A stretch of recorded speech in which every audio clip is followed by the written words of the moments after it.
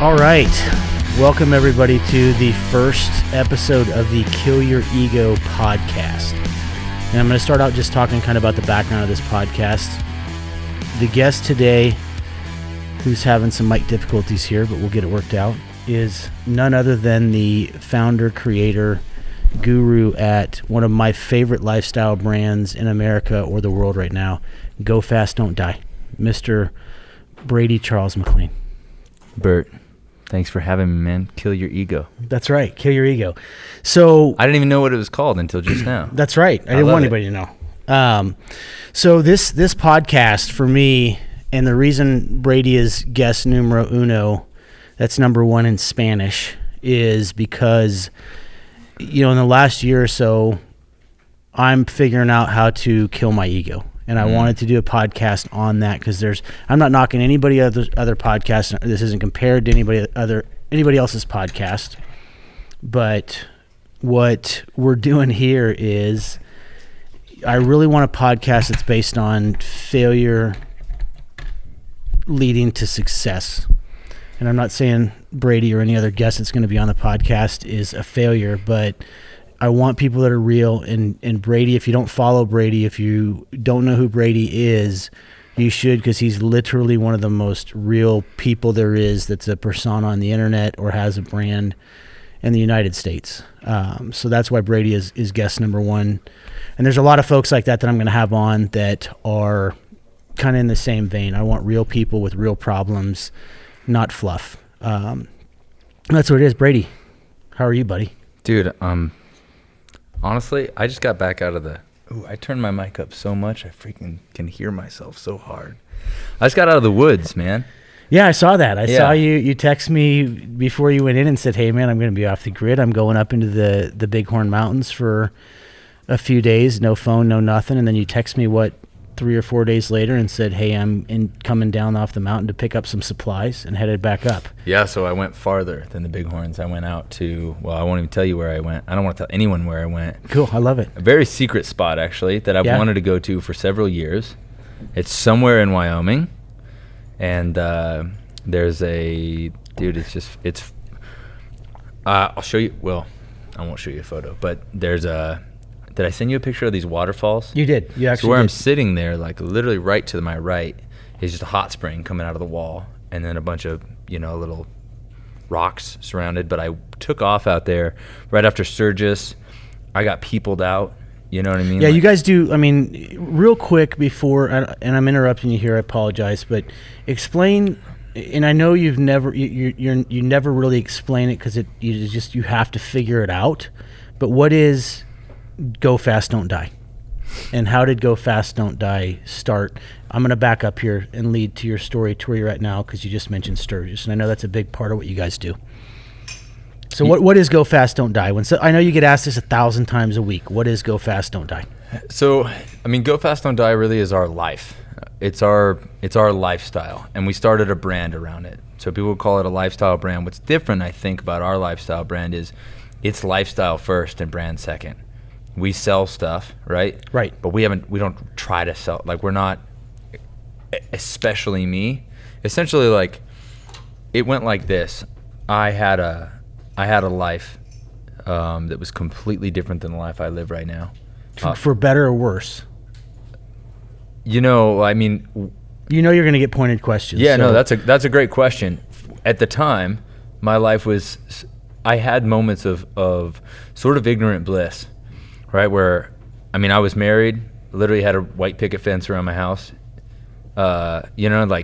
Things were good. Everything was good. Had a job, blah, blah, blah. Started my own company, was doing all the stuff. And I'm going to say for sure, for worse. Because my life now is based in, it's all truth, right? Anyway, when I exited that relationship, I was heartbroken. I was bummed out. I was just a shell of myself. I felt like a massive failure. I felt like things had just not gone my way, and everything that I believed in up till that point, or the life I believed that I had up till that point, felt like a lie. It felt like I failed at it.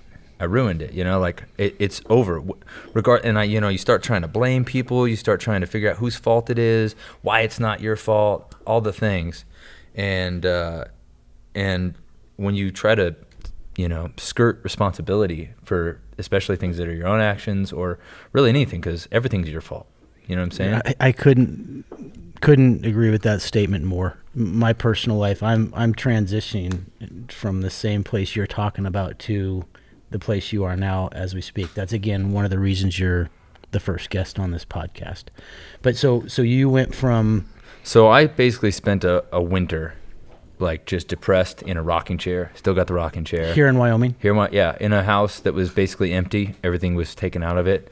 There was a rocking chair that was left there and a little stereo. You still got the rocking chair? Oh yeah, I'll have it till the day I die for sure. That rocking chair, man, I love it. We hung out, dude, and so I pretty much hung out with a rocking chair and David Ramirez, who's a artist from Dallas. He wasn't actually there. He just played me sad songs on the little stereo I had on the ground, like all winter long.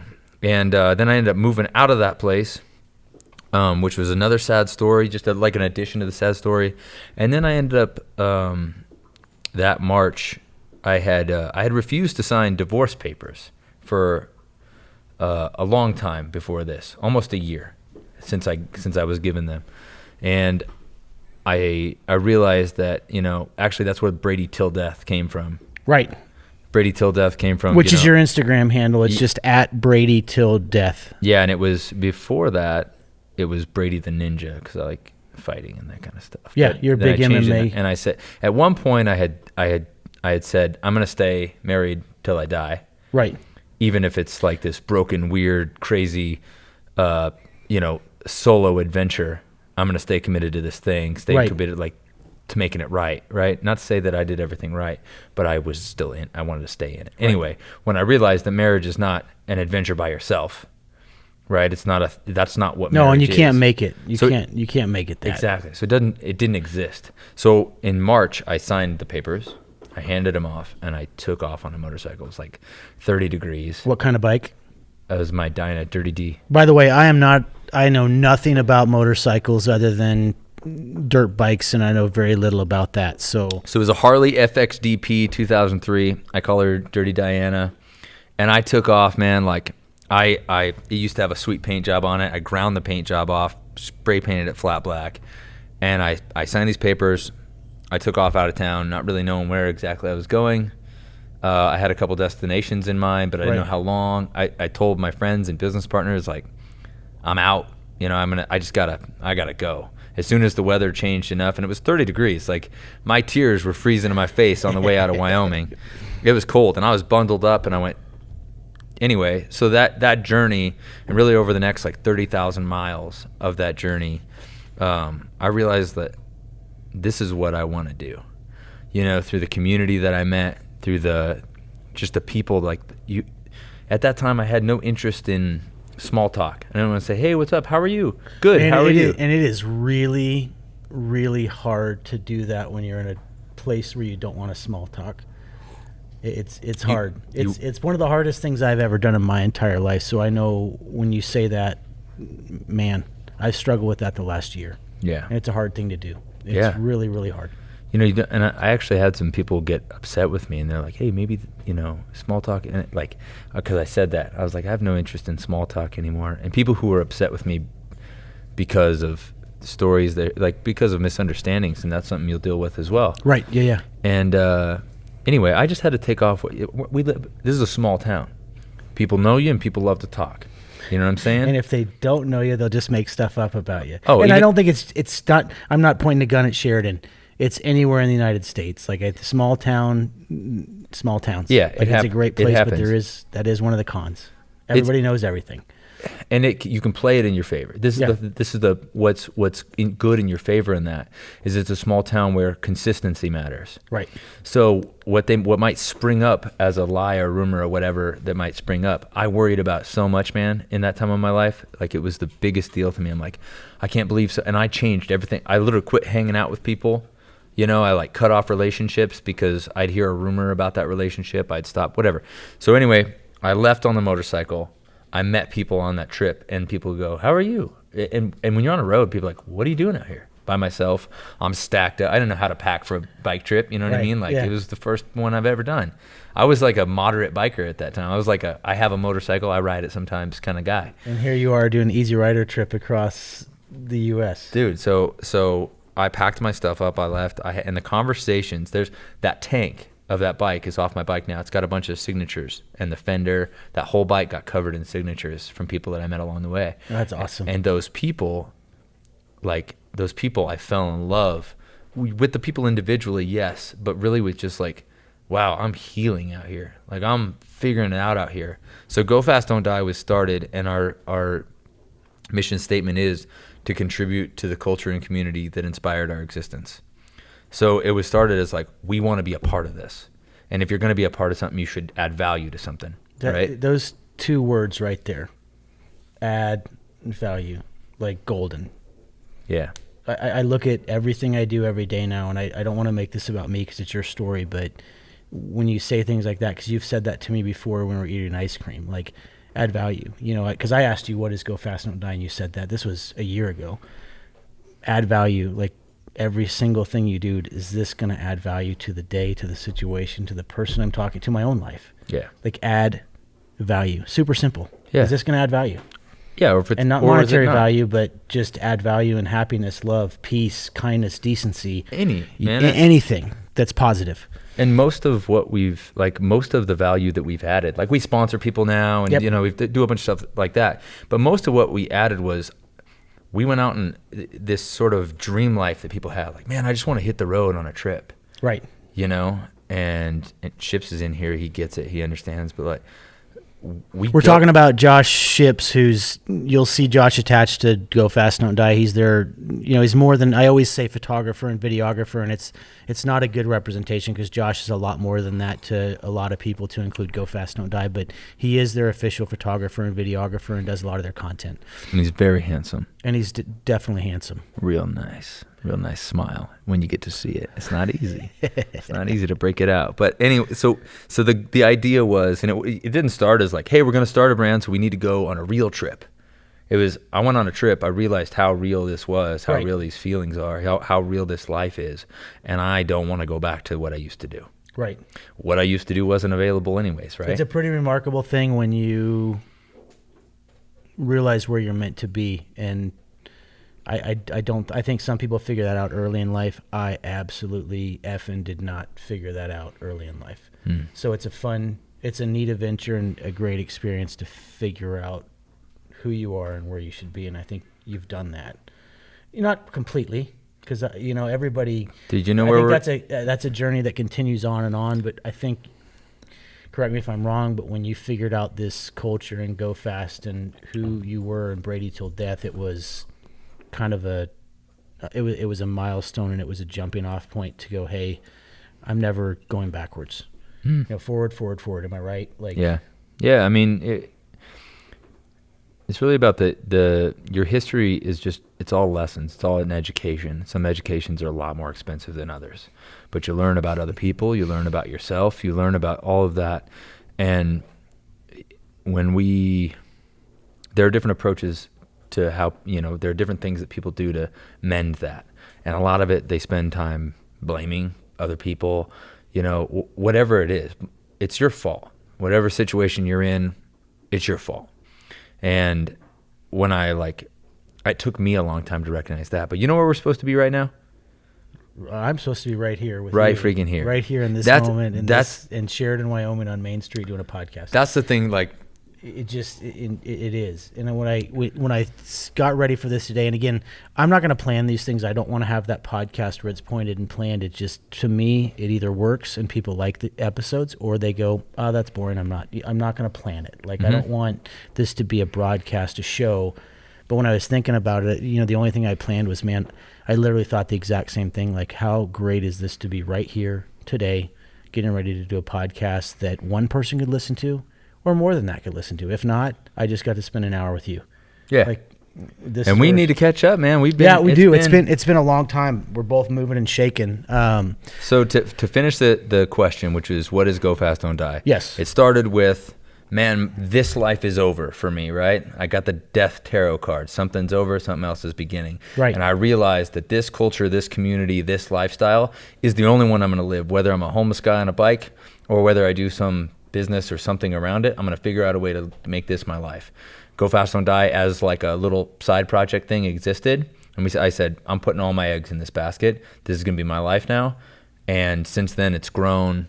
You know, now we have a team, we've got a crew, we have a ton of fun, we travel pretty much all the time. It's great. We're getting ready for Devilstone Run this weekend. Yeah, and Devilstone Run is you basically being a bunch of people on bikes at Devil's Tower. You go from here to Cody to Yellowstone, Jackson. to Jackson. And then we'll bug off to the West Coast by ourselves. Awesome. And that's every year from like September 4th to like Labor Day weekend, basically. Yep, you got it. Which you know, I'm going to fast forward a little bit more to the other point of this podcast is, man, I really don't care about opinions for the most part. I don't care about politics. I don't care about social issues, and we're not going to do that here. I'm going to focus on hard work. And I know your background. What's your dad do? He works for the state highway department. He called himself a road maggot most of my life. Road maggot? Yeah. So your dad's worked for the highway department for Wyoming for pretty much ever. I think since he was 18. And he's still a big part of your life. I know you see him. Oh, yeah, old Pops. And I see him quite a bit. What did that mean to you to grow up in Wyoming? And, you know, the other thing I always hear people say is, I think it's getting more prevalent, but blue collar to me is, you know, at one point it was kind of a taboo bad word, and now I think it's the greatest thing. I'm at a point in my life where I love blue collar. People are proud of it. Sheridan is a blue collar town with some billionaires, but it is a blue collar town through and through. You know, what was Sheridan like for you growing up? You've seen it change. It's changing just like the rest of the rural America is. You know, that's another question I wanted to ask you is, with COVID, with everything that's going on, you're traveling all over the country, and you spend more time, I think, in small towns than you do big towns. Oh, yeah. Like, what are you seeing right now? This is the only kind of political question I'm going to ask you, but it's not even about politics. But what do you see in America right now today, good or bad? Dude, well, what I choose to see is that people are good, man. Like they are. People are wonderful. People are welcoming. They're happy. This is the thing, like, that you don't realize if you take in the world from this thing, is that there are, even on social media, you look at your social media post, right? Look at your last one. Go and look at your last one. Let's pull it up. Yeah, my last one. Let's dig in. My last one is me wearing a sombrero. By the way, I love the way I sound in these microphones. Hey now. Yeah. So that's my last post. It's me wearing a sombrero. All right, so holding this dog, Miss Jane Whip Wheeler, who's sitting right next to me chewing on a piece of wood. All right, this is 2 hours ago, right? Yes, sir. So this is 783 people liked this post so far, right? Yes. We go. How we look? I love that you've got my phone and you're analyzing my social media. This is what I'm telling you. So this is what's up. I bet you this, like, I don't see all the analytics, right? But I bet you 5,000 people have seen this. Right. Maybe 4,000 people have seen it. I don't know, right? Something like that. 5,000 people, 3 liked it because they like you, they like your stuff, like they like the post, right? Right. They like the photo, whatever. And however many commented, right? Let's say 50, 60, 70 commented, right? Right. The only thing that people are listening to is the people that are actually loud on social media. But consider 5,000 versus 700 versus 70. Who's the loudest? The comments are the loudest, right? Right. But there's 5,000 people, right? So of those, 4,300 of those people didn't say a damn thing. Right. They didn't interact. They didn't engage. They still follow. They're still paying attention. Yes. But they're silent, right? That's most of America today. So when you go actually travel around and you shake people's hands, and I still shake people's hands, like people are still handshaking out there. Yes. They're responsible, whatever, right? You realize that people, like, they're like, most people, so, 4.3 out of 5, that's 8.6, that's 86% of the people are not engaging in this stuff. Right. They're not loud about it, right? And even the people that are out engaging, right, which is 14%, only 3% of those people are even loud about these social issues. Right. But the ones who are loud are very loud. So you start thinking, like, man, the world's total chaos. This place is bonkers. I don't want to go outside my front door. But if you go outside your front door, which is controversial when we went, people are like, you're going to go travel during this time? You know, you're going to travel place to place to place, which is a big reason why we stayed in the trees entirely. You're We right. didn't have much communication with outside people, right? But people are cool, man. People are waving to you. People are happy. People are grateful. People are out minding their business, especially in these blue collar communities, these smaller communities. People are good. Yeah, and that's where I was going because as you know me, I live in the mountains now and I'm a troll. Yeah, I post when I come down to town and I'm at the shop, but 99% of my life right now is living in an area. I'm not going to say exactly where I live because I just don't want any I'll post chaos. his address. But you know where I live. You grew up here, and I live up in the mountains at 7,000 feet I'm a troll. I have become a mountain troll, and I'm super happy with that. But I've met all the other mountain trolls. Like, I walk every day, and I see my neighbors, and I engage my neighbors. Nobody's wearing a mask. Everybody's talking. We don't talk about politics. We don't talk about riots. We don't talk. And it's not like we're avoiding those issues.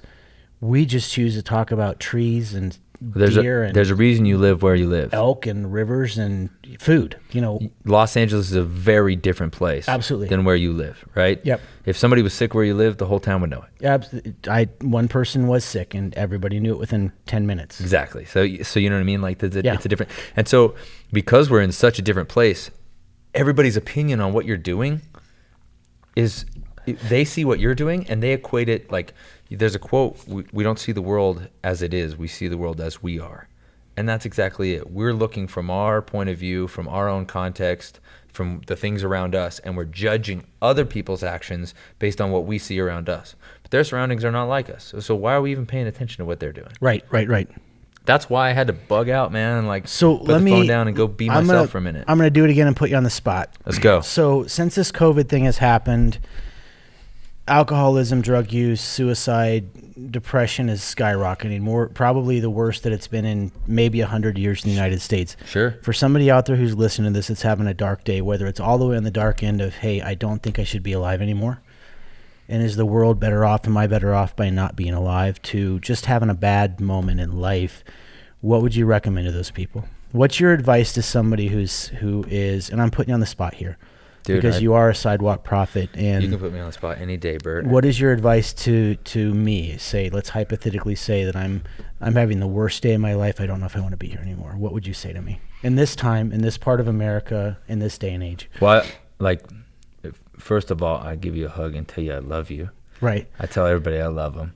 Which you do. You genuinely do. Like, you love people. And then I'd say, like, if you're at that, I believe that rock bottom is a choice. And I've had my days, man. I've had days in that rocking chair that I don't want to tell anybody about. Right. Right. And I think back to those days and I go, why did I make the decision I did instead of the decision I thought about? Right. And this is what I believe. Part of it is my upbringing. There are a ton of people who love me. There's a family who loves me. I'm grateful for that. Not everybody has that. Right. That's why I tell them they love them. Bam. They got somebody who loves you. I can't do that to somebody who would love me. Why would I? You know what I'm saying? Like, I can't abandon this person. Absolutely. I could work on myself too. If it is the worst day, and suicide, man, like, has plagued my life. I hate losing friends. Yeah, it's and I know you don't cuss a lot, but for me, man, I do every now and then to put emphasis on stuff, and it's shitty. Like, it's a shitty. It's a permanent solution to a temporary problem. And I'll always remember that quote because it really is. It's also, it doesn't guarantee that things stop getting worse. You know what I'm saying? You don't know what's on the other side of that. You're putting a lot of faith You are. in what's on the other side of that your reality is going to be somehow better on the other side of that decision. What if it's not? You have much more control. You have much more possibility, and if you're going to put your faith somewhere, you might as well put that faith into, it could be better here, breathing, living, and it can. I can tell you because I've been in that rocking chair. Yes, sir. I've been with those people who are in those moments, and I've seen their lives change. I've seen people, fall in love and have kids and have the freaking most beautiful life. And I remember the moments that they had with me, where I even wondered, like, how do I make this better for this person? Yeah. You know what I mean? Like, Been I there. don't know what Been hope there, you've done got. that. And I felt that the same way. I'm like, what's left of my life? Because I put all my eggs in this basket and this basket and this basket, and this person left me, and that person won't talk to me, and these people think I'm this. And what more do I have? Like, you know what I mean? What could my life possibly be? And I thought about that within the confines of these walls of like my old situation. And I broke out of that situation. I made a choice. Because I made the choice not to go that direction, I made a choice to go the other. Right. So when you say like, okay, this is actually rock bottom for me. This is as bad as it's going to get. We know the negative behaviors. We know the behavior that just perpetuates our problems. And when we say this, I'm going the other direction, right? We have to make a choice of what to do with that energy then. And that's when you find your shovel, or whatever it is to dig yourself out. You said it perfectly. And, in the last couple of years, I'll be honest with you, and I've talked to you about it a few times, not in depth because we haven't seen each other much, but, I was there. I won't say that I was in that dark of a place that I would have, done something crazy, but I hit rock bottom in the last couple of years, and it was hard for anybody around me to see that because I had so much going on, a bison herd, a ranch, businesses, this, that. I have a nice truck. I have this, which some of that stuff I perpetuated by, if you post anything you post on social media is there forever because somebody can screenshot it. You might be able to archive it or delete it, but and then I realized that I'm sitting in the middle of the mountains with the stream running next to me and dogs and birds and chickens and, the wind's blowing. And it's like, man, it hit me like an epiphany that if you get to a point where you're literally that dark and deep that you don't feel like you should be here, that's the perfect place to start over. If you're willing to give everything in the world up, and I've said this before, if you're willing to give everything up, then give everything up that's negative and toxic in your life and just focus on the positive. And I'll be honest with you, and I'm sure it'll come out at some point, but I've lost some of my best friends that just don't have anything to do with me because it's like you said, you're only to blame yourself. I was in a dark place and I kept perpetuating things, and I've lost really good friends that will no longer be a part of my life, or it'll be a long time till they do. But I realized on the other side of this that I'm probably better off with some of those people to begin with. But it's dark, you get in that position where you perpetuate things and you wake up every morning and you're like, man, I'm going to ignore this or that. It doesn't go away. Your bills don't go away. Your problems don't go away.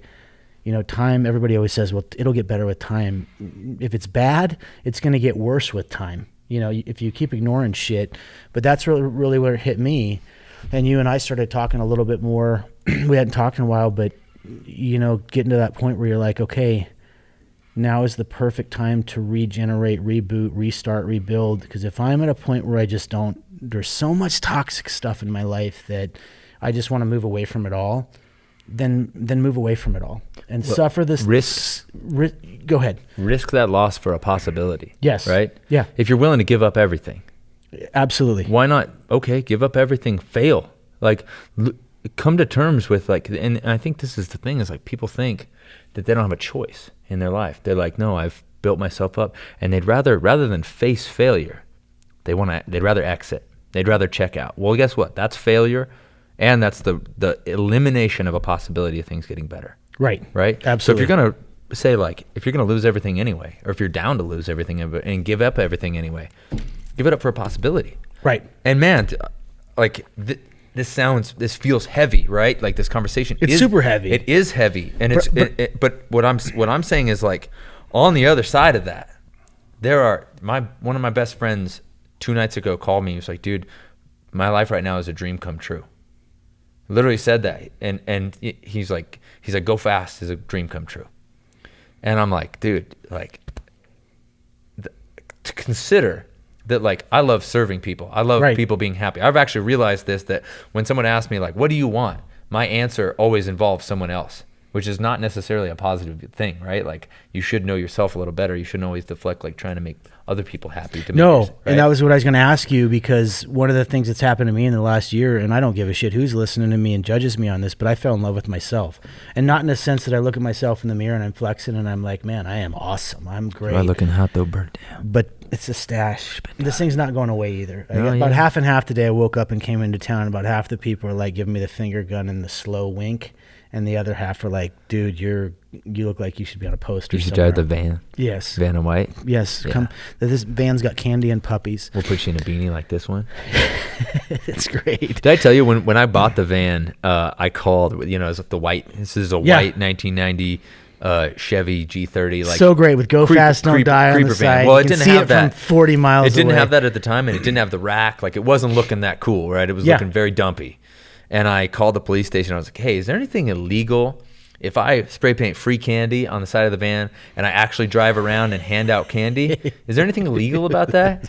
And the dude, they're like, "Let me forward you to the, whoever, the captain, whatever." And I'm like, "Hey, I want to put free candy on my van. I just got this van. I think it'd be funny, and I'll actually hand out candy." And they're like, "Yeah, that's not illegal, but please don't do that." Like, I'm gonna get. He's like, one, you're gonna get shot at, and two, I don't know if you're the type to shoot back, but this is what we're going to deal with, and it's going to be a headache for me. Well, in comparison, you go somewhere like Iraq, and what do you do when you're driving around neighborhoods building hearts and minds? You drive around in a Humvee, armed up, and you give people free candy. Mm-hmm. Like, it's just free candy. That's what I wanted to do. Anyway. But I was saying it's okay to love yourself, and I think a lot of people have issues with that because it's been so taboo to love yourself. People will look at it as selfish or egotistical, and the podcast Kill Your Ego, part of killing my ego was killing off the fake love for myself and the cool guy stuff and hanging out with cool guys that, man, I tried that. I tried super hard, and I thought I felt good about hanging out. And I'm not bashing anybody, but you just want more and more, and you want to be around cooler people, and I put the air quotes up, and you want to do this and that, but then you realize, man, I don't belong here. Like, I'm not here. I need to reboot, and part of that over the last year was falling in love with myself and waking up every morning and going, man, I'm okay not being with anybody today at all, by myself, chilling out, reading a book, making gourmet food from a recipe that I found on the internet, therapy. And it's okay to go to therapy as well. Yeah. I haven't done it, but I think I probably need to do some counseling or therapy. We both do. Maybe we'll go together. I would love it, man. I would do it in a heartbeat, but the next thing, and I say it and people will argue with me, and I wanted to ask you because I keep saying it lately. One of the things that's happened, I started posting my dogs and smiling pictures, and I'm genuinely happy, and this is not a dig on anybody. I'm just genuinely happy for the first time in a long, long time. Like, literally happy.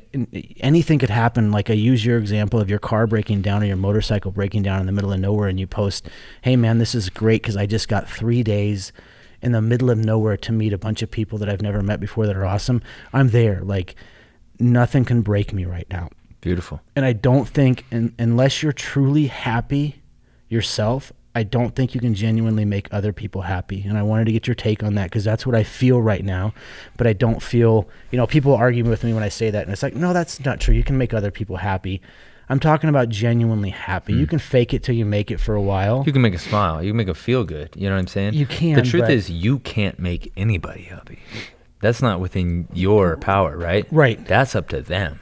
Their happiness is their responsibility. It's not your responsibility. Absolutely, you can make them smile. Right. And you can make them smile on your darkest day, which is maybe the most dangerous thing you can do. I think of Robin Williams. You literally just telepathically took the person I'm talking in my head.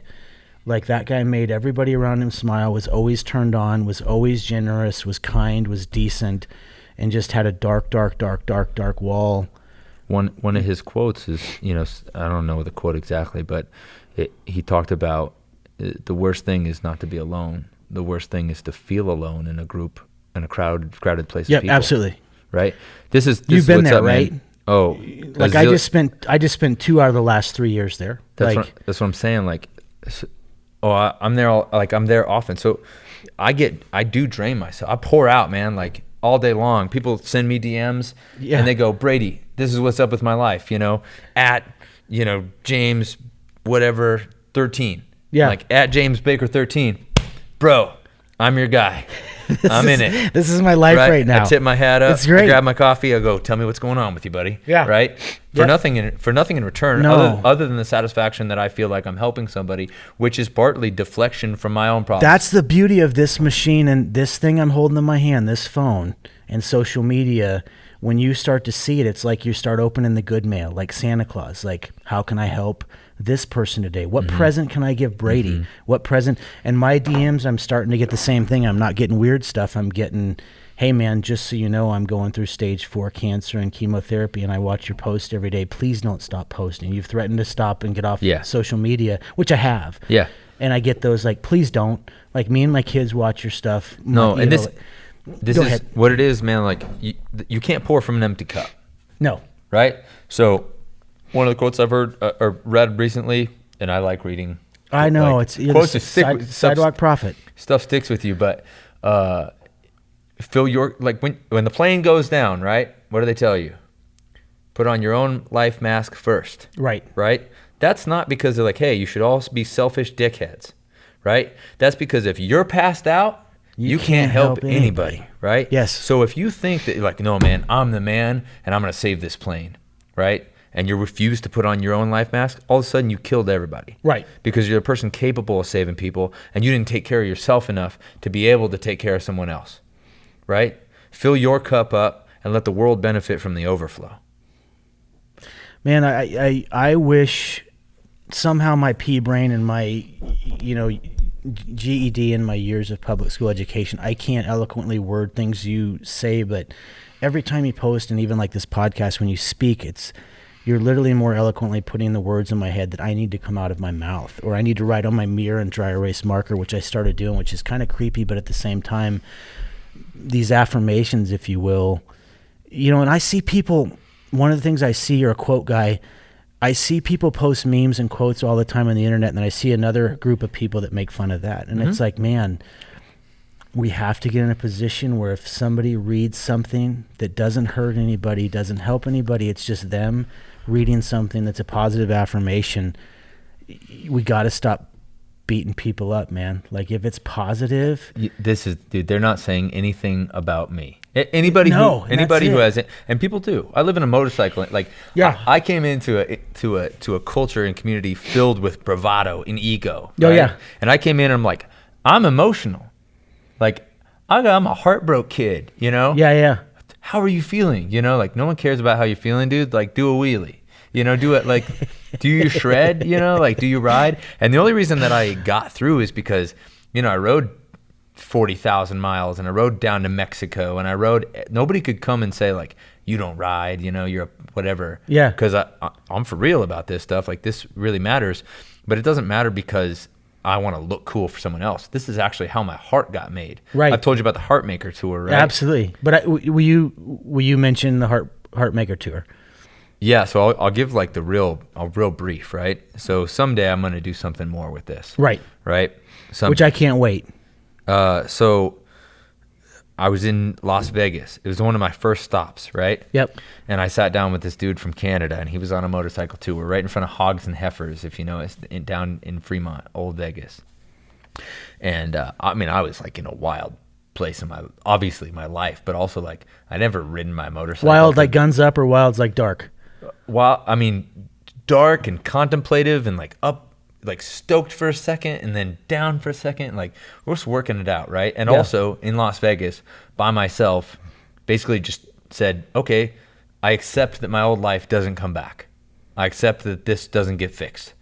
On to the next thing. What is it? I don't know. I'm out on a bike, right? So I'm sitting outside on a bench and I'm just kind of just taking it in, man. Like, this is what I'm doing. I'm like, what's the world like? Because before that, what did I want to do? I wanted to own 5 different businesses. I wanted to build them up enough so they paid me a little bit each time. Yeah. I wanted to go to Isla Mujeres, Mexico, which is where I got married half the year. And I understand how relevant this all is, man. Dude, like, this is the thing, Bert. Like, dude, I want to tell you, I get you. Yeah, I know you do. You have since the first time I met you. And I can tell that you understand that. Yeah. And like, I even talked to somebody, in town. They're like, oh, you're going to do a podcast with Bert?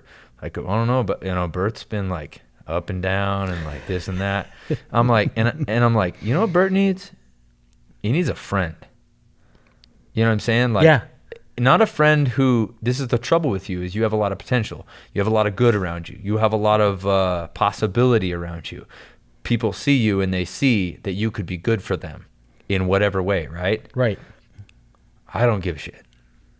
Right? No, I know you don't. And that's the center of my nucleus has become probably about 4 people, one in particular right now, that they don't give a shit. Like, they enjoy their time with me. They know who I am. That's it. And all they're doing to me is pushing the positive buttons. And every time I bring up negativity, they don't allow it. Like, that's it, man. Like, I see the good in you.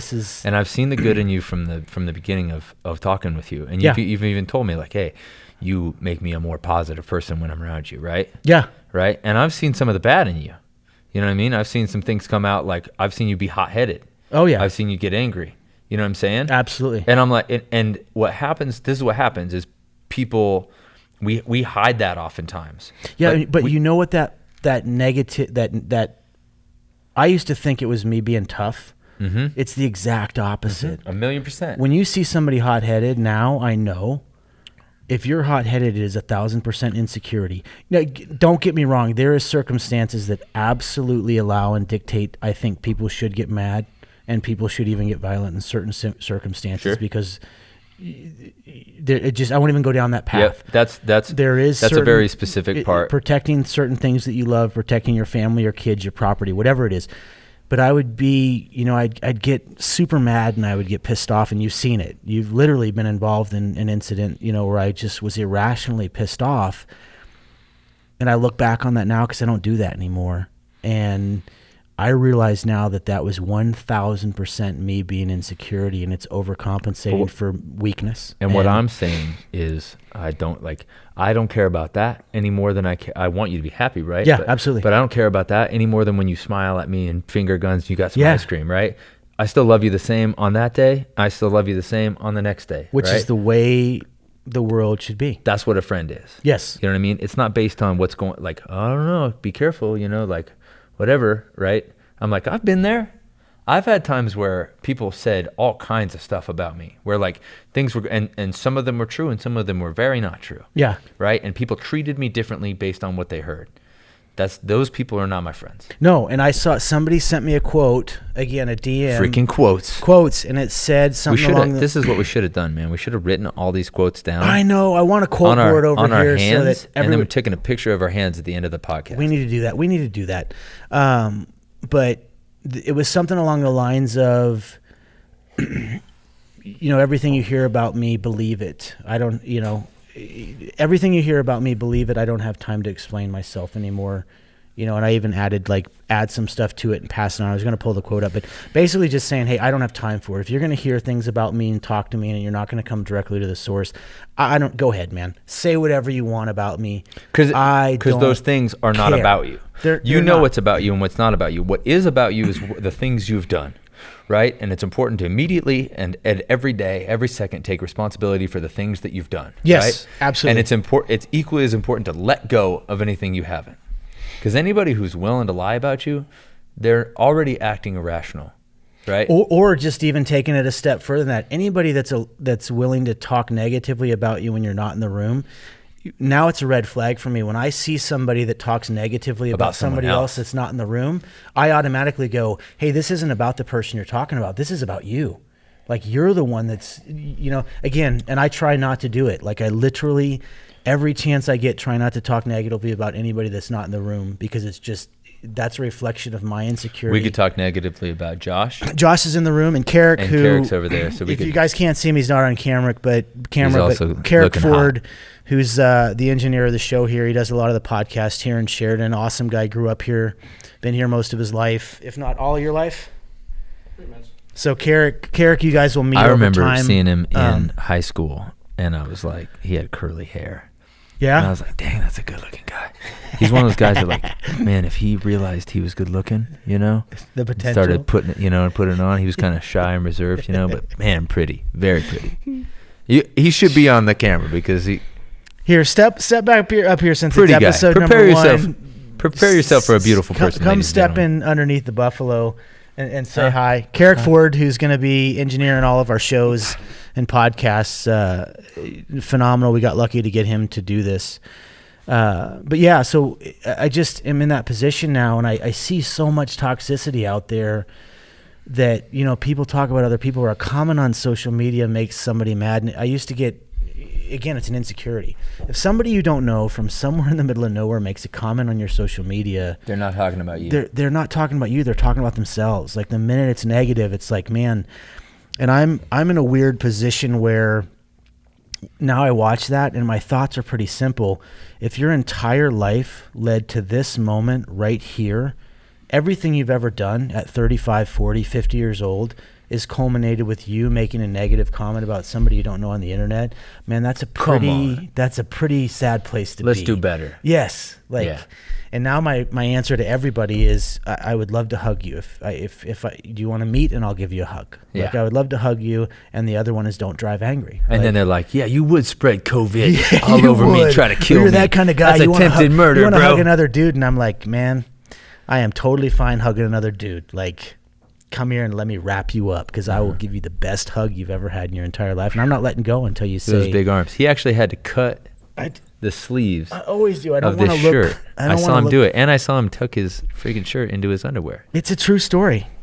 I'm gonna prove it right now. With my Go Fast. It's getting warm in here. Everybody always asks me, do I really tuck my shirt into my? Do they really always ask you? Is that like a skincare routine thing? Do I gotta jump up so the camera can see me? Here, stand up on this chair. Here, I'll stand up on the chair. I'm only It's 6'2", true, folks. so it's hard to see me. But this the back of this shirt, which is a Go Fast Don't Die shirt. What's it say? It says make new old friends. Tell me what that means. Dude. Everything you guys do is so brilliant at Go Fast Don't Die. Come on in here, PJ. We're introducing everybody in the building here today, and everybody that's part of this. Come around and grab a mic. Ladies and gentlemen, I'm PJ. putting the most social media adverse guy on the planet on camera. So PJ owns Bighorn Design, which has done all of the printing and T-shirts and hats for he definitely has Bison COVID now. Go Fast I just Don't touched Die. him all over. They do fulfillment for us too, but PJ also owns the brand Surfed Wyoming, which, it's starting to be a national brand. But if you're from Wyoming, everybody knows what Surf Wyoming is. But PJ walked by because the podcast studio is in his building. He owns the building we're in. So I put him on the spot because he does not like to be on the social media. PJ actually, so we're doing the Devilstone run this weekend, and PJ was our first sponsor. Of the Devilstone run. To Devilstone run. And actually, we weren't even going to do it. This is the truth. We weren't going to do the first year. And he's like, why not just, I think you should just do it. It doesn't matter if nobody shows up. It's just a couple weeks. Do it. Which is PJ's style. Yeah. And then we just did it. And then now we're on year 4 instead of year 3 because of And we were just Paul. talking, PJ, we were just talking about how I'm slowly progressing from being a hothead and having a temper. PJ's seen my temper more than a few times. I have too. So Still love that you. was the conversation. The conversation was tempers being a sign of insecurity in people, and if you're usually mad, it's about you, not about the people you're mad at. So, but thanks for coming in and saying hi. I'm not mad at anybody. No, he just said he's not mad at anybody. That's kind of PJ's jam. PJ's jam, is the most cool, calm, and collected guy on the planet. Thanks, PJ. If he had an Instagram, it would say PJ. The thing would say not mad at anybody. That's it. So, we're wrapping things up here. Brady, this is the first, and it's kind of... Are we wrapping things up? Well, we don't have to. For me, a podcast can be 4 hours long. I'm comfortable here, and I'm having fun. This is our first podcast, and it's almost like a soft launch. Brady will be on a lot of podcasts. Brady's going to be a staple on this, and hopefully a bigger part of it as we move forward, if you'll be on. Dude, I'm grateful. You know me. But... just going back to what we're talking about, and I know this got really heavy for the first, I think people were going to think this is going to be super jovial and fun, but I want this podcast to be like this. I want it to be open dialogue, and if one person out there is sitting there listening to this podcast, driving in their car, and before they were listening to this were thinking about taking their life or making bad choices, whatever it is, this podcast has to be a beacon of light for people to kill their ego. And when I say that, an ego is not a good thing to have, in my opinion. Kill your ego, ask for help, get help, change the things in your life that are negative. Go ahead. Matt, I think we can continue on for a little bit. We're good. We're almost 50 minutes. 50 minutes. I don't care. This could be 3 hours long. Yeah, it really doesn't matter. I think we're cool. I met Ryan Holiday in 2016, September, right? Who's Ryan Holiday? Ryan Holiday is an author. Okay. He's written some books. One book he wrote was Ego is the Enemy. Yes. Did you read that book? No, I have not. I have a copy for it. I'll give I it would to love you. to get it, and I will read it this weekend. But so this is how I met Ryan. Is we went to this. It's basically like a leadership retreat that another friend of mine put on. Right. Right. It's an invite only thing. Cool. Like one of the coolest things I've done in my life. Right. We do Moto Retreat, which is sort of a motorcycle spin-off of that thing. But the people they lined up for. The people that came to that retreat specifically were some of the most just incredible people. Ryan was one of those people. Well, it was one of those deals where you go there, there's no service, you don't know who the people are, you're not bringing your phone in, you're not recording stuff, your phone stays wherever you're going. We hang out in a cabin, we talk about life, there are people there that have some ideas to present, some stories to tell. Ryan was one of those people, and he just talked, I didn't have a clue who this guy was. And I talked to him, and I ended up talking to him about ego. I'm like, hey, sometimes ego's good. I come from MMA, right? Like in jiu-jitsu. Yeah. And you're like, sometimes you have to believe in yourself. And he's like, he's like, this is the difference between ego or ego and reality is you should believe in yourself to the level of your training, to the level of what you genuinely are. That's what you should believe in. 100% is worthy of believing in. Believing that you're something that you're not that's ego. That's where ego comes and fills that gap between who you are and who you think you are. Who you think you are can be unhealthy when it's not who you are because you know. And I think a large percentage of people in this country at any level, it doesn't matter, socioeconomical, business, poverty, rich, billionaire, millionaire, famous, not famous, whatever it is, I think a lot of people walk around kind of putting on a persona of not who they really are. And when I'm talking about who you really are, I'm talking about when nobody's at home, but you in your own house, you're listening to music, you're doing whatever, and you're dancing and singing in your underwear. It doesn't matter. Just take that as a hypothetical situation, but the real you in people. You know what it is though, man? Like the real you at your most vulnerable hour when you're the most vulnerable, but you're so amped up and happy on adrenaline, everything in the world. I think not enough people find that, and they go, well, I'm not going to do this. This is stupid. If anybody saw me right now, they'd laugh at me and think I was an idiot. This is the trouble, is people don't know who they are. That's it. They lack self-awareness, and the reason that they lack self-awareness is that because they're insecure to give it a shot, right? You get people, so running a Brazilian jiu-jitsu gym, people come in all the time, and they've been lifting weights, and they freaking deadlift 515, bro. And there's these massive dudes, and the first person I put them with used to be this kid Lance. He was like 127 pounds soaking wet. Wiry, I'm guessing. Dude, he'd choke the daylights out of you. Like he was a great. Lance, if you ever listen to this, come back to jiu-jitsu, bro. He got into a job and girls and all this stuff. But yep, life happened. I would put him with Lance, right? I remember specifically this dude. He had a big tribal tattoo. He was jacked, clearly using some gear. Like He was like pharmaceutical grade superhero. And I said, roll with Lance. And he's like, okay, And he gets ready and he's tapping like 5 seconds later. Like I can hear him, on Lance. And he's like, oh, and he's mad, And then he's like going, and he's like, I don't know if this is for me, man, right? But the story he told himself before he went into the gym is like, dude, you're a badass, bro. You're going to go in there and crush it. Yeah. You're like, they think they're in a fight. Like when they're in a fight, that they see themselves winning and crushing and throwing people around and like doing whatever. This is what we think about ourselves. That's ego. Man. And then when you go in and you get humbled and you realize, actually, this is the level I'm at. When I actually get into a combat situation or I get into like a real situation where there are real consequences, I fold. I'm scared. And a 127-pound kid just choked me out. I'm 235 pounds of muscle, steel, and sex appeal. You know what I'm saying? But that most people don't ever walk through that door to find out who they are, right? They never, and this has been Go Fast, one of our missions has been, hey, go live your life. That's what we're saying to everybody. It's funny that you say this. How many times in the last 3 years have I told you, hey, Brady, I want you and Brett and the guys, Josh, to help me build a bike, and I'm going to come ride with you guys? Yeah.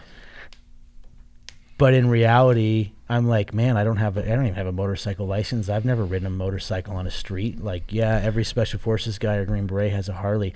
I've never ridden a Harley. I've never ridden a bike like that on the street. And I always tell myself at the last minute, like, man, do I want to do that? Do I want to get, do I want to be out on the open road, barreling down the highway at 90 miles an hour on a motorcycle? And the answer is yes. Yeah. Well, then let's I got do to it. commit, man. Yeah, exactly. But that commitment thing you're talking about, it's a big deal. And it's funny because you started a brand that's now super successful and skyrocketing. And I know you guys are kind of putting the wings on the plane while it's in flight. But Go Fast will be a monster national brand. And I know you guys will keep it real. But the amount of people that get out of the Army or special operations It's funny just you come said the through wings town. on a plane. Did I tell you about falling off a motorcycle this summer? You did. Yeah. We were talking, Josh and I were talking about that, your photos on Go Fast Don't Die at the Salt Flats, barrel on motorcycles. But people will come through this shop or message me that I've known my whole life and say, man, how did you end up here with a coffee shop and, a lifestyle brand and Buffalo and this, that, and the other thing? And it's like, man, you just got to do it. And I always ask the magic question, if you could do anything in the world you wanted, and obviously don't say astronaut, because you're not going to become an astronaut at 47 years old and you're really bad at math. Like, you're not going to. Probably not. But not Could you. happen. Could happen. But could happen. I won't say it won't, but if you could do anything, and the answers I get from people are crazy. People don't ever say, I want to be president of the United States. I want to be an astronaut. I want to be a brain surgeon. They say things like, I want to be a fly fishing guide, or I want to be a park ranger. Yeah. And I'm like, man, and then I'm like, well, what's the problem? And they say, well, I just don't want to fail at it and I don't want to waste money. And I'm like, you mean to tell me that you just went into the Army at 18 years old, you were in the 82nd Airborne, deployed to Iraq a few times, put in a Special Forces selection packet, went to selection, got a Green Beret, got selected, went to the Q course, got a Green Beret, went to war 17 more times, and then you were a sergeant major and a command sergeant major, and you controlled 400 guys that were going to war on the same path you went, and women, and you did that over 28 years, and you're afraid. You're scared? You're afraid to fail at a fly fishing guide operation or whatever it is. And it kind of, you see the light go on. Are you telling me you want to be a fly fisherman? No, God, I'm like, fly fishing's fun, but man, it's too much gear, too much time, too much energy for me. Like, I'm lazy in my life right now in that sense. Like, I don't want the things I do that are fun to be a lot of work. Go on, back to fear. Yeah, and it's, wow, ouch. Okay. You're right. You're right. But right now, my fun in life is sitting in a rocking chair, looking at a river and watching the trees blow with dogs playing around me. You know what I've been hearing from people? That is like my same thing. Like, when people ask me, like, what do you want to do? What do you want to accomplish? Like, people talk about a front porch. And when people say the words front porch, I'm like, Same with you're me, my man. people. You know what I mean? Like, I'm like, somebody says, you said rocking chair. When somebody says it, like, I just want to sit by a campfire. I'm like, you like, again, my ears perk up. I'm like, man, we're on the same I want to go in the mountains and disappear. I know that was you just decompressing from a crazy 2 weeks in Sturgis. Really, dude, a crazy Yeah, you guys have been on a the crazy road. summer. Yeah, you guys have been rocking and rolling. I broke up with my girlfriend, right? Big deal. Big, like, hurt my heart a lot. So you're single right now. I don't want to turn this into the Howard Stern show, but so are you single right? Am I putting you on the spot again? No, Are you single right now? I am single right now, Oh but my I'm not looking. He's not looking, but ladies, I don't think I've seen a better looking man in my entire life. I'll just leave it right there. Don't walk out on me. Don't walk out. Are you blushing? What I'm saying is no, because this is the thing is, I've already experienced when I go on your Instagram. You know this. I go on your Instagram, and then your people find me, and then all of a sudden, nice. It's great, man. But what I'm saying, this is the real talk, though. Like, the girlfriend that I broke up with. Yeah, I love her. I still love her. Like, I loved her. I will love her to the day I die, kind of thing, right? Yep. But it's been, that whole thing was heavy. That whole thing was about service to her. That whole thing was about, I was in a relationship that I was not contributing well to, right? Talk about fear. I was scared to exit that relationship. I was scared to stay in that relationship, right? I just lived in this place where... So let me ask you this. Would exiting that relationship have benefited both of you? It did. So that's a huge fear thing. That's it. And so this is what it is. And what it is like, when you live and you know the truth, you know, and you discount that thing because you'd rather, there's another quote, wherever it is, that we would rather be certain and miserable than risking the possibility of happiness, because it's comfortable and familiar. And I was not miserable in my relationship, right? No, I know what you mean. Things were good. Things were good. You're speaking my language. But I was here. not moving things to the next level, right? I know things she wanted. I knew that I didn't have those to give, right? And I knew, and it came to the point where I knew that this was not what it was going to be, right? And I wrote in my journal, man, over and over, kill the coward. And that's it, bro. Like, kill the coward, right? And that's what we have to do when we make those choices, right? You know my life, you know, like that, those 3 words, kill the coward, like again, over the last 3 years, a year specifically, like I know exactly what you're saying. And that, again, it becomes an insecurity thing instead of manning up and going, hey, I'm going to make a choice. Doesn't matter what relationships, work, whatever. I'm going to make a choice to leave this. But you go, you know what? It's easier to not leave this and to just be miserable. It's easier, right? You think it's easier because it's not like, hey, I'd rather die a slow death, right? Like, but the trouble with me is, like, I'm down with a slow death. Like, I'm down with whatever. I'm not down with doing that to someone else, right? No. So for me, it was like, listen, I'm not sure about this, and I'm sure that I am sure about this right now. And if I'm sure about this, then I'm not going to continue to drag you along in a relationship that I'm not committing to, that I'm not moving forward. Right. So my summer began with that, right? Started there, which is just a terrible place. It's not like I broke up with my girlfriend, I'm single, like life's good, I'm going to go party. That's not who I am. And I wasn't saying that earlier, but. No, but you get what I mean. Yeah, what I no, mean, I know right? exactly what you mean. That's heavy. And then there's also so then you go and you're out in the world, and like, I fell off a motorcycle. I crashed another motorcycle in Nashville. I crashed my van. I hit a horse. This has not been public. Ships thinks this is so funny. This has not been public knowledge until just now. You honked at me at an intersection. I couldn't see very well because it was weird light out, and then you pulled up and you were talking to me because I saw you in your truck. You drive an F-150. But you know, I normally see you in the van, and I'm like, "Where's the van?" And you told me the story. Like, by the way, I got in my truck after that, and like, the way you told it, like, tragic event. Oh yeah, like really tragic event. Oh yeah, major bummer. Was so. Do you feel like telling the story, or? Well, I'm basically homeless right now. Yeah. Right, and I got 2 places to stay. I've got an apartment and a house. Yeah, they're both rented out. Airbnb those out during the summer because I'm mostly traveling. Yep. But I'm basically homeless. So when I say homeless, don't confuse that. No, I said that to you. I'm like, dude, come stay at the cabin. Exactly. I got a million. I'm not that homeless. I got a million places to stay, but I was like, I'm gonna stay in the van because I love staying in the van. You know, I lunge in the morning. Yeah. I like to get up and go freaking crush in the morning. Meters. Yeah, 5 a.m. That's what I like. Love to it. Love watching it. I wake up to it every day. And so I lived in the Proper Copper, which is this 1977 Dodge Tradesman van, so I dialed it in. We got it running right. We cleaned it up. I cleaned out the inside. I got a bed in there. I love that Ships is over here just laughing his ass off. He thinks it's fun. He had to come get me. Yeah, So you were there at the scene of the crime? Yeah. So I go over the mountain. Yeah. Right, and I'm going to Devil's Canyon Overlook, one of my favorite places in the world. You ever been there? I have not. We should go. Anytime. Just on the way, we need to be very careful because what I learned on this trip is that there's a wild horse reserve there. Which, by the way, you know, I just made a joke, but Brady is a consummate lover of animals and all things life. Like, anyway, I'll leave it at that.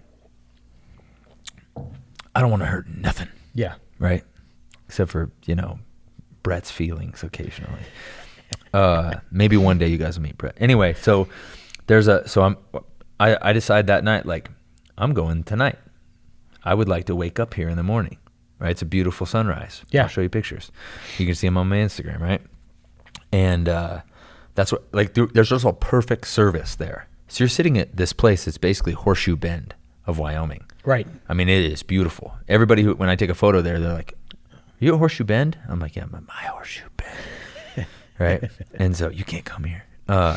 So there's perfect service. So I can do all my work from there. Yep. I can write my journal. I got my jet boil. I do my coffee, the whole thing. I watch the sunrise, light up the canyon, you know, do its little dance. The birds are chirping. I'm out there. I'm out. There's no one out there. 0 people in the morning. So I'm singing out loud. Which is most of Wyoming. Oh, dude, it's freaking great. So anyway, so I'm on my way there. I'm like, I'm going to wake up there in the morning. So I'm going, it's like 2:30 in the morning, and I'm cruising by. I'm almost there. And like I see what I think, what I have a very vivid recollection. I'm like, I swear I saw a horse tail and a big old horse butt. And I try to swerve, and it hits me right in the driver's side. Bam. And, you know, I pull off. I'm like, oh boy, was that a horse? Like it had to be a deer, right? Because you don't hit horses on the highway. Yeah. It had to be a deer, but I swear in my head I hit a horse. So I go back, obviously, to check if it's okay or if it's dying. I pray that it is dead because I hit it very hard. And if it's not dead, then I have to kill it. Right. Which is life in Wyoming. That much more traumatic, right? I don't want to do that. It is dead. It is a horse. Damn. I come from a family of rodeo people, of horse people. Yep. I live in a culture and community and state that lives around horses and the value of a horse and what horses teach you and how horses. Right? It's different here in Texas. There's a few states like that. My uncle's a horse whisperer. My other uncle's a farrier. You know what I mean? Like this is so. Anyway, all that, and I go, this is someone's horse. Oh my gosh, I just killed someone's like kid. You know what I'm saying? Like this is. And so I walk around and I see the sign. It says horse sanctuary. Wild horse sanctuary. I'm like, okay, that was a wild horse, right? Right. Bummer, like sad still, but this isn't someone's horse, thank God, right? Well, the van was inoperable. I stay the night, sleep there about 6. I'm like, I don't really sleep. I lay there waiting for, there's no service, zero cell service, so I couldn't call anybody. So that morning, a lady pulls up. I go out of the van, the lady drives away. And I'm like, okay, go back in the van, lay down. Another lady comes back, and I get out, and she's crying, and I'm like, hi, you can. My van's smashed. She, it's obvious. And she says that was Oak, and Oak was this old, and Oak was having these many problems, and Oak was having a hard time making friends. Like gives me this horse's whole life story, and I'm like, and she's crying, and I'm like, I'm so sorry I killed your horse, like I feel horrible. This was not intentional. I wasn't drinking, it wasn't like that. And she's like, I know I can tell you're a good soul, and I was like, oh, like, damn, and then another lady pulls up, and then another lady pulls up. And they all know Oak? They all tell me about Oak. They all give me the same story. Oak was trying to make friends, he was having a hard time finding like, a social group because horses gather together and travel. And so I'm like, oh my gosh, like, oh dude, it just hurt my heart, man. Like instead of having an owner, and I'm thinking like, oh, this horse doesn't have an owner, so at least I didn't break someone's heart. I broke 85 women's, who like work at this place. Run a horse rescue and know everything about. Oh, dude. And then they were like, one of the rangers was like, another guy hit a horse out here one time, and they sued him. And like, took him to court, took a bunch of money from it, but he was apparently drinking and like reckless. So they knew. Anyway, that was the experience. I killed simultaneously my house and my vehicle and my dream of running off in a van. So, bummer, man. Yeah, but like but it's a blessing. I know that it's a blessing. I know that whatever it is, that's what was supposed to happen. I'm supposed to learn from it, and whatever I'm looking at it is a choice. I can choose to say, this happened, what did I learn? Like, what is it, what isn't it? Or I can choose to say like, oh, the insurance lady yesterday, did you see this on I don't know if you watched my stories. She's telling me the odometer, and she's like, oh, I got to adjust the mileage. This is going to affect the claim. It said 145,000 miles. It actually is 445,000 miles. And I'm like, huh? And she's like, yeah, they didn't read the last number. I'm like, that last number is a decimal, right? The white number, that's a tenth of a mile, And she's like, no, that number counts. It's 450,000 miles. I'm like, unless somebody picked it up after I crashed it and it was inoperable and drove 400 miles an hour for the last month, it doesn't have 450,000 miles on it. And she's like, well, I have to adjust the claim. This is the odometer. It was hilarious. Oh, man. Love her too, though. Yeah, just trying to do her job. Yeah. I'm still going back on, again, like this is the perfect example. Every time I talk to you, when stuff like that happens, you somehow turn it into a positive positive experience for yourself, for other people. And it's like your bike breaking down. It's like anything that happens to you. And man, I watched some of the stuff over the last few years with you, and I get like anxiety and sweaty palms because I'm like, man, I'd have been pissed off. Like I'd have been having a bad day. And I think, to be able to channel that energy. And I think a lot of people right now are having a lot of bad days where they get pissed off and they lash out and they turn not that big of a deal, out there. And I always say this, and I say it with the most sincerity, but somewhere there's a 6-year-old kid that has got stage 4 lymphoma that's getting, or cancer that's getting chemotherapy. And I'm like, man, my problems aren't real problems. They're just not. It doesn't matter what it is. Business partners, it's not even money, spouses. Doesn't matter what it is. My problems aren't real problems. I've created them. I don't think that's true. I think your problems are real problems. They're real problems, but we don't choose the things that happen to us. We choose how we respond to them. That is our choice. Right. That is in our power, right? And we should spend 100% of our time on things that are in our power and 0% on things that aren't in our power. Right. Or we become powerless. I say that 100 times a week right now. I cannot control what other people are going to do. That's it. I cannot control what other people are going to do. It doesn't matter if they're your best friend, your spouse. You cannot control what anybody in this world, or a total stranger. You can't control other people no matter how hard you try. If they work for you, if you pay them, if you're married to them, you can't. You ultimately cannot control other people. You can't control what they think about you. You can contribute to having them think positively about you, but you can't control what they think about you and how they're going to react. You just can't. We have a hat that says "Let go for dear life." It's great. It's exactly what it's about, right? Everything you guys do, even the shirt you're wearing, "Go Fast Don't Die," it says "Fun Slingers" instead of "Gunslingers." Like, man, it's just. So I think this is probably a good wrap up spot. Yeah. But the name of the podcast, Bert, that you came up with, and I freaking love it, is Kill Your Ego, right? Yeah, because I had to kill my ego to get people right here. When you have an ego, you think you deserve things, right? I deserve this. I deserve that because I'm this, right? Yep. And this is the difference, and this is what allows me to look at a negative situation. Even, dude, fell off a bunch of bikes, crashed another bike, had to buy a bike, built my van, crashed the van, hit a horse, broke a bunch of ladies' hearts, you know what I mean? Broke my own heart, and I see it as it's a lesson. It's because I don't believe that I deserve the van, right? Killing your ego, when you get upset about things, is because you believe you deserve something better. What I believe I deserve is nothing.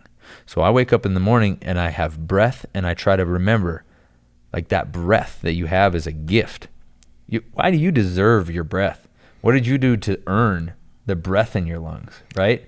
And if you dial it down and you say, I don't deserve the breath in my lungs, but I woke up with it this morning as a gift from whatever you believe, why we're here, God, what the universe, whatever. Yeah. Your breath is a gift. So if your breath is a gift, then everything on top of that is just something additional, right?